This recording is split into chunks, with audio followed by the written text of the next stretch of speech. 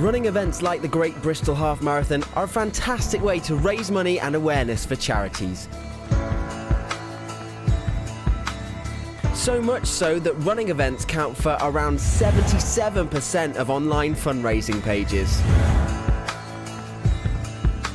Running for a cause and with a team is a great way to motivate yourself to crossing that finish line, especially if your reason for running is as personal as John's.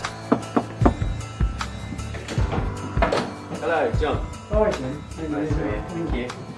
John, his friend Kathleen and a few more neighbours are all taking part in the Great Bristol Half Marathon in the hopes of raising money for St Peter's Hospice, a local charity which provides care for adults in Bristol with life-limiting illnesses, which in John's case was his wife Jane. My wife died 6 months ago. She had been diagnosed about 2.5 years previous to that with esophageal cancer. She went through a lot of surgery and chemo and stuff.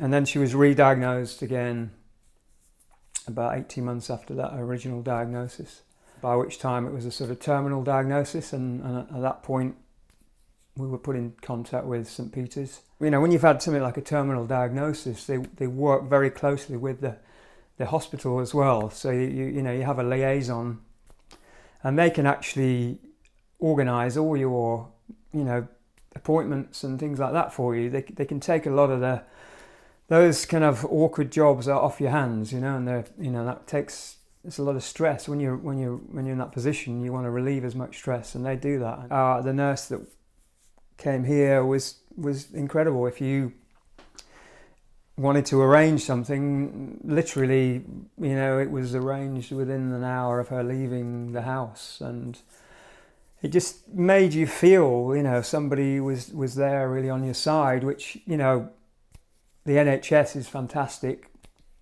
but they're pretty snowed under. They don't have the opportunity to do a lot of that stuff. And like I say as well, the NHS, all our dealings were fantastic. They're an amazing organisation. Everybody there works as hard as they can. But St Peter's adds another level on top of that for care and support, and it's quite outstanding, really. As well as the support of St Peter's Hospice, John relies on a tightly knit network of friends who've put on their trainers and stretched their fundraising muscles to help John give back to the charity that supported his family through such a difficult time. So I ran the half marathon about 7 years ago. Not as a fundraising effort, but just really after I'd had my 2 kids, I just wanted to get fit again, and I found it really tough and vowed I'd never do it again.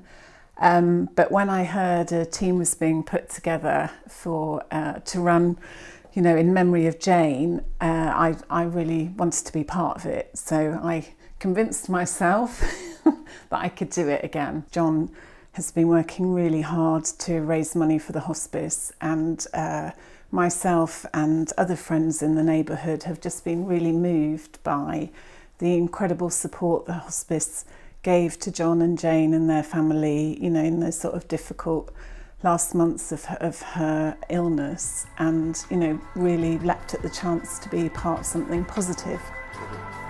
The half marathon will be tough for John, Kathleen and the rest of their friends, but it will be nowhere near as tough as losing Jane to cancer. Crossing that finish line, they will not only have raised money for charity, they will have helped to make the service that St Peter's Hospice provides readily available to another family, should they ever need it. You've got somewhere to go, somewhere that understand what's happening. They know everything about you, they know your condition.